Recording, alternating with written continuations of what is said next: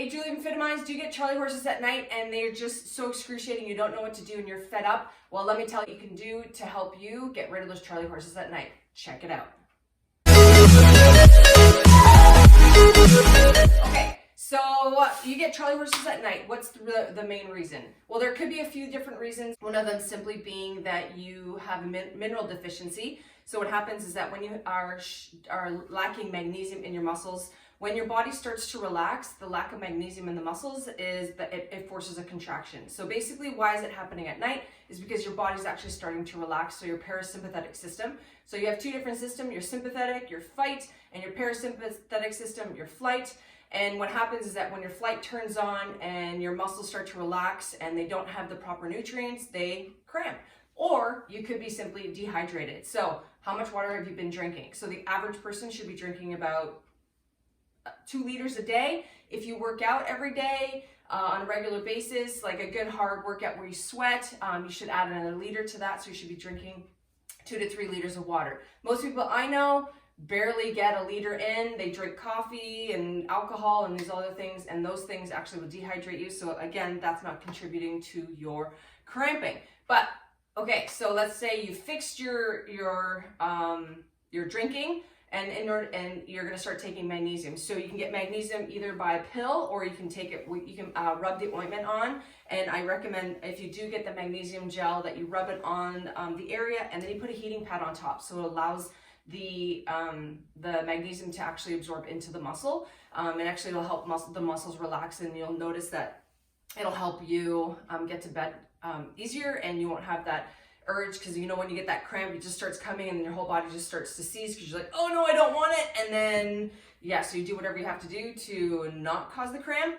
So again, what you want to do is we can massage it, but the big thing is if you are getting that cramp, it's important to reestablish some movement back into the leg.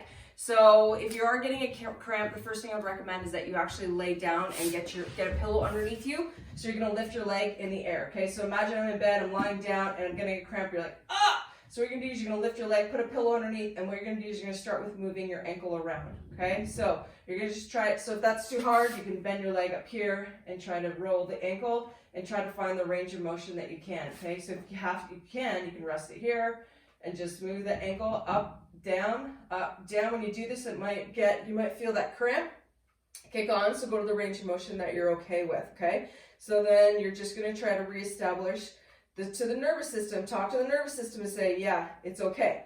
While you're doing this, focus on your breathing, okay? So if we get your breathing in check, we're going to be able to cause those cramps to chill out, okay? So your breathing, lots of different ways that you can do it depending on who you follow or whatever. I recommend a 6, 7, 8 breath, which basically means you inhale for 6, hold for 7, exhale for 8. That's very difficult for a lot of people, so if you're just starting, then give a 3, 4, 5 try. So inhale for 3, hold for 4, and exhale for 5.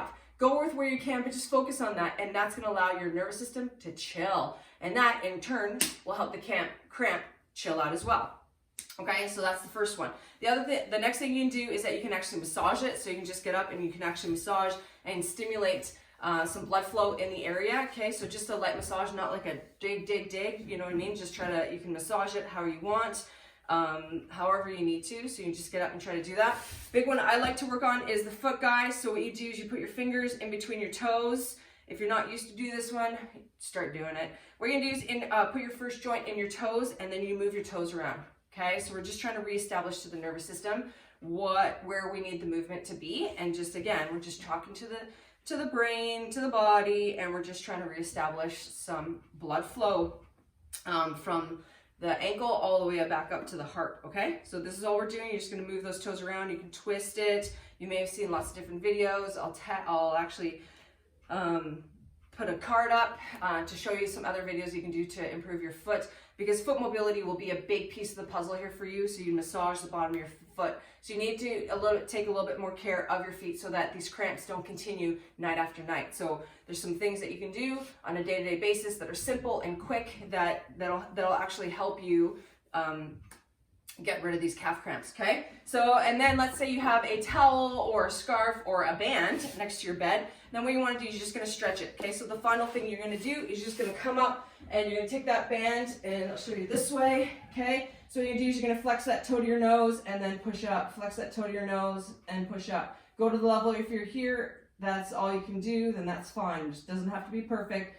Then what I want you to try to do is just now moving from the hip. You're just going to move, leading with the heel. You're just going to do some hip circles, okay? And then here. Just by having your leg up in the air is going to help reestablish that blood flow. So these are all things that you can do on a day-to-day basis, not necessarily when you get the cramp, but this will how to prevent the cramp, because that's what I'm all about. Let's prevent it from actually happening to begin with. So all of these things are more of that. If you get it, this is what you can do, and let's make sure we keep doing it so we don't have it anymore. Okay, so when you're doing this, I'll show you back this way, is that this knee that's on the ground, we don't want it to let it flop. So I don't want to go out here, so I don't want to be doing these and my knee, this knee going all over the place. I want to stabilize this leg, leading with the heel, and doing the biggest circle I can to mobilize that hip. And since I'm there, I might as well do the other side. Go ahead and do that. But again, by getting some movement back in the hip and movement back in the ankle, then the calf will then allow you to chill out. If you get it in the thigh, same thing. So again, trying to move your ankle, try to move the joints above and below where the cramp is, and that will certainly help you prevent those nighttime cramps and help you go to bed a little bit easier. If you found this helpful, make sure you hit the like button. If you haven't done so yet, please subscribe to my YouTube channel. Stay tuned for future videos, because aging doesn't have to be painful. Thanks so much for watching, and have a wonderful day.